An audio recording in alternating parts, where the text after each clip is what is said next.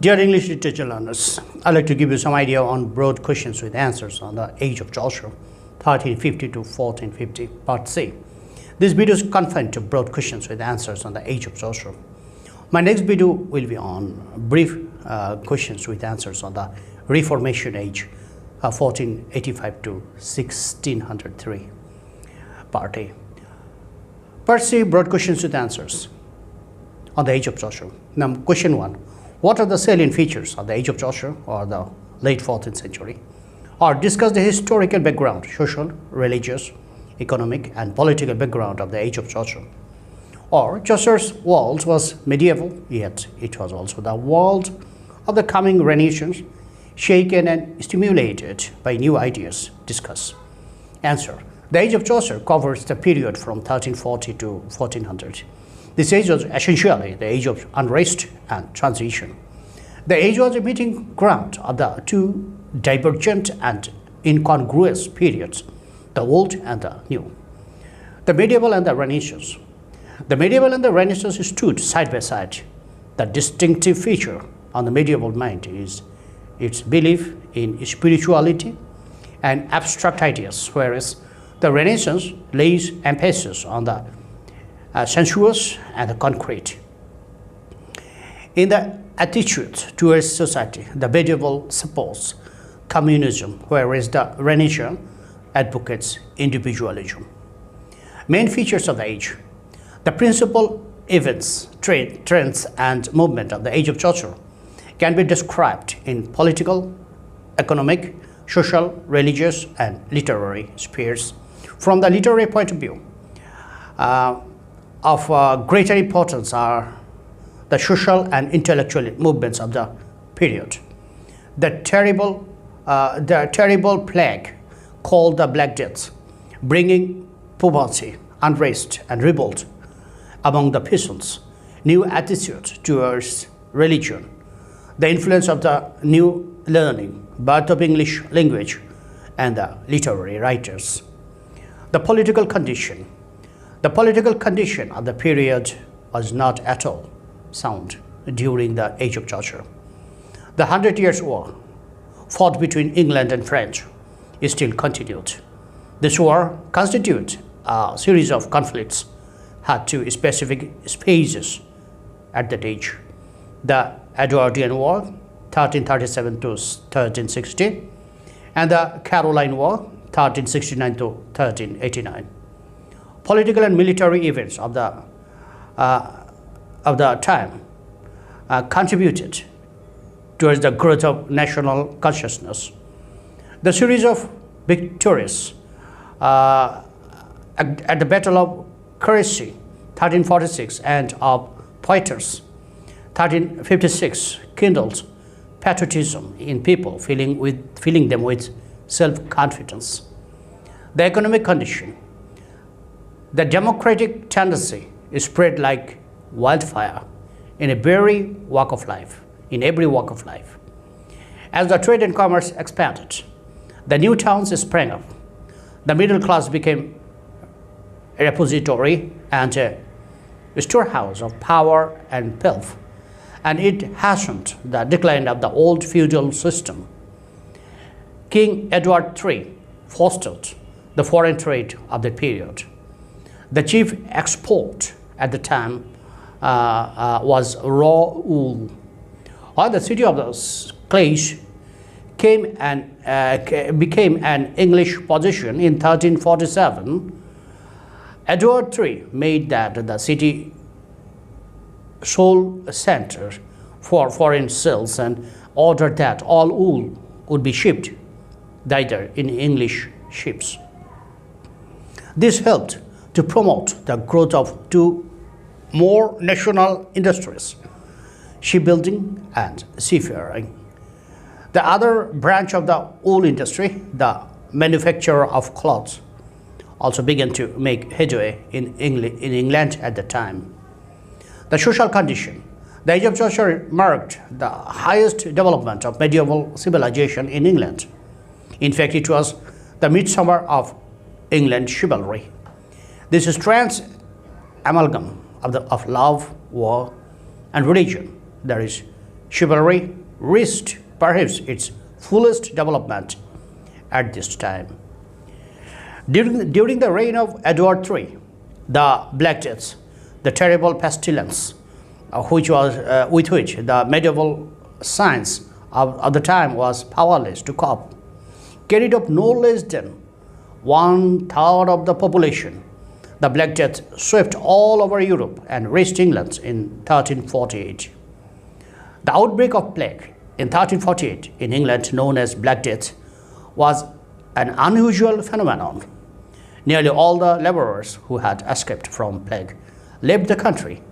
So the significant result of Black Death was that it considerably influenced the value of labor. As 1/3 of the population having been removed, there was created a scarcity of labor and a corresponding demand for higher wages. During the 4th year of Richard II's reign in 1381, there occurred a great revolt among the peasantry. This famous and bloody peasants' revolt was led by Wat Tyler and Jack Straw. The common people were encouraged by the preaching of John Bell, a priest who spread the doctrine that all men were born equal and had equal rights. Bell's saying was the motto of the kind of socialism. The uprising occurred in 1381, and the peasants in large numbers were armed with hatchets, spades, pitchforks, demonstrated their discontent in an unruly and violent manner. Though the peasants' revolt was crushed, it undeniably cast a deep shadow on the lives of the lower classes. The religious condition. During the age of Chaucer, there was a serious outburst of orthodoxy. Wycliffe and his followers were making an organized attack upon the church. In town and country alike, doctrines were being preached under the names of Protestantism. The reign of Edward III was designed to limit the power of the Pope over the English Church. The movement of Wycliffites, led by John Wycliffe, tended to make a complete review of the soul of the Church in the lives of the people. For example, Wycliffe insisted that the Bible should be made available to the ordinary people, men and women, in the language they understood, rather than reciting to them in Latin. Wycliffe, the morning star of the Reformation, launched the Lollard movement to eradicate evil from the church. Intellectual awakening. Social unrest and the commencement of new religious movements were the two of the chief active forces in England of late 14th century. The third influence was the influence of the New Learning. The English people were greatly influenced by the study of the ancient classical literature of Greece and Rome. The leaders of the Great Revival were the two celebrated Italian writers, Petrarch and Boccaccio. It was through their works the influence of humanism passed into England. The last half of the 14th century was the birth of the English language and the literary writers. At the hands of the Chaucer, Langland and Gower, the English language began to establish its supremacy. They preferred to write in English, which grew out of a dialect of the East Midland and so became national language. English prose and English poetry alike sprang to life. Chaucer wrote the Canterbury Tales. About the same time appeared the works of John Wycliffe, who, as Chaucer is called, the father of English poetry, may justly be styled as the father of English prose. Wycliffe's Bible is an example of vigorous, artless English. His Bible is an important landmark in the religious, social, and literary history of England. He made a new contribution to the national language and the literature. The translation is one of the first great monuments in English. The noteworthy poets beside Chaucer are John Gower, who wrote Confessio Amantis, and William Langland, the author of Piers Plowman. Langland attacks the social and ecclesiastical abuses of the day, while Gower dwells upon the evils wrought by the seven deadly sins. Chaucer was the first great master of English poetry. He is called the father of English poetry. He wrote a number of poems: Troilus and Chrysides, the Parliament of Fowls, the House of Fame, the Legend of Good Woman, the Canterbury Tales. The Canterbury Tales is the greatest and the best work of Chaucer. In conclusion, we can say that the age of Chaucer is a period of great activity in all walks of life. The age resembles not a stagnant pool, but a flowing river. This age, with its all vexed and troubled problems, approximates the modern age. This period is really called a singularly modern time. It is an age of intense social, political, and literary activities. It is the meeting ground of the medieval and the modern, the Renaissance and the Reformation, the old and the new, and the religious and the secular. Question 2. Why is Chaucer called the father of English poetry? Or, what is Chaucer's contribution to English poetry, language, and versification? Or, Chaucer is the earliest of the great moderns discussed. Answer. Geoffrey Chaucer, 1340 to 1400, belonged to the middle of the 14th century. It was the second half of the 14th century that English literature made a bright beginning. That was the beginning of a new age, popularly known as the Age of Chaucer. According to John Dryden, Chaucer is the father of English poetry. Dryden venerates Chaucer as highly as the Greeks venerated Homer and the Romans venerated Virgil. Chaucer is regarded as the first great modern. In those dark days, when the light of modernism had not yet been visible on the horizon, Chaucer anticipated the modern taste and the modern mind. In his poetry, he introduced qualities which were advanced of his time. Chaucer is undoubtedly the founder of English language and English literature. With him, the English language and literature grew at a bound to full maturity. No other Middle English writer has his skill, his range, his complexity, his large human outlook. Chaucer made several contributions to English poetry.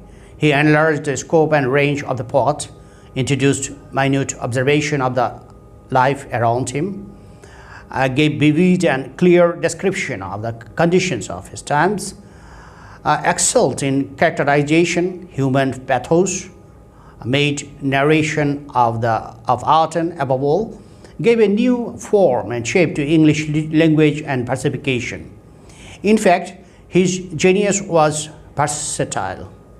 He had a lot of experiences: a page, yeoman, soldier, a squire, diplomat, courtier, official, member of parliament, and so on. These were the sources of his astounding and novel literary aspirations. His multiplicity of involvement and occupations enabled him to grasp the numerous experiences of life. The rare literary genius in him successfully transmitted in those experiences, all those experiences into his writing to create several lasting works of art and made him the father of English poetry. Chaucer's literary production is vast, gigantic, comprehensive, and impressive. His mastery as a literary craftsman and thinker, he remained almost unsurpassable. None but Shakespeare seems to have surpassed his creative originality and novelty. He remains in the top of the history of English literature. He is the forerunner of those great literary figures whose names shine permanently in the chronicles of English literature. The first great national poet, Chaucer's narrative ode. Chaucer was the first great national poet, giving full expression to the new hopes and aspirations of the people of his time. He stands triumphantly in his power of description. His description narratives gives truly possesses rare qualities. He, in fact, remains the first great English storyteller in verse. Chaucer's best description of men, manners, and places are of the first rank in their beauty, impressiveness, and humor. His The Prologue to the Canterbury Tales is a picture gallery bringing in all its scope all classes of people. Chaucer's greatness as a poet is strongly founded mainly on his narrative skill. He is one of the world's 3 or 4 storytellers. The Canterbury Tale is a collection of excellently narrated stories. These stories are narrated so skillfully that they enlarge and entertain us very well. Chaucer's art of characterization. Chaucer is the first great painter of character in English literature. In fact, next to Shakespeare, he is the greatest master in this field. The Canterbury Tales. In the Canterbury Tales, he presents his character in a masterly manner. His characters are both individuals and types. His characters are lifelike, and we cannot forget them. The knight, the friar, the pardoner, the wife of Bath, the doctor of physic, the squire, the yeoman, the prioress, the monk, the merchant, a good wife, a shipman, a cook, a person, a ploughman, a reeve, a miller, a summoner, a pardoner, etc. are living characters and have eternal freshness about them. In fact, Chaucer presents the 14th century life and characters, and these characters form a picture gallery of the 14th century life. Humor, satire, irony, and pathos. Chaucer may be regarded as the first great English humorist. He possesses all the characteristics of a great humorist. He has catholicity and tolerance of spirit to save it from slipping into satire. He is in the grand tradition of the humorists, and his humor is essentially an English humor. It is not the wit of the Frenchman. His humor is born of strong common sense and a generous sympathy, and these are the qualities of the greatest English humorists like Shakespeare and Fielding. Chaucer reveals his humor in the Canterbury Tales. We see it in its most original form in the prologue. Chaucer's humor is always sympathetic. His humor is accompanied by exquisite and unlabeled pathos. His pathos is not sentimental. He exhibits sympathy for inheritable sorrow. This distinguishes him from Boccaccio and makes him the precursor of Hamlet and Othello. In fact, Chaucer's humor is natural and spontaneous. His humor is all-pervading and all-pervasive, like Shakespeare. His humor is modern and is essentially human. The underlying spirit of the humor is that of the Renaissance. It is not medieval. Realism. Modern poetry is characterized by realism. The modern note of realism had been created by Chaucer in the 14th century. He was a great observer of man and had an extraordinary insight into the human nature. He made a thorough study of his time. humanistic outlook. Chaucerian literature is essentially humanistic. His description of his fellow men reveal his wide humanity and prepare the way for Shakespeare. He is the poet of humanity. Dramatic elements in Chaucer's poetry. Chaucer is essentially a dramatist. His characters are not puppets, but men and women of flesh and blood. They are full of vitality. They are lifelike. The dramatic method of character presentation is superbly used by Chaucer in the Canterbury Tales. As a forerunner of the English novel, Chaucer has been called the father of English poetry, but he is also the forerunner of English novel. The prologue to Canterbury Tales is a prologue to modern fiction. It possesses all the fundamental characteristics of a novel. Chaucer's contribution to English language and versification. As a poet, Chaucer's mastery is manifested in the striking originality affected by him in versification. In fact, Chaucer's metrical innovation alone are enough to earn him the title the father of English poetry, bestowed on him by Dryden. He experimented with a number of meters and stanza patterns. He invented the rhyme royal of the Chaucerian stanza. He found in English dialect and left it a language, except for blank verse. He left English poetry fully equipped. He included into the East Midland dialect the refinement and courtliness of French. He modernized the grammar and vocabulary of his time, of his language. He coined many new words and imported many others. In this way, he enriched his tongue. We may summarize Chaucer's achievement by saying that he is the earliest of the great moderns. All the Chaucerian features helped to create the modern atmosphere for the later poets. So Chaucer is rightly called the father of English poetry. There is nothing primitive about Chaucer. His work is at best is polished, cultivated, and masterly masterly delineated. He was the heir to the great European tradition of literature and philosophy.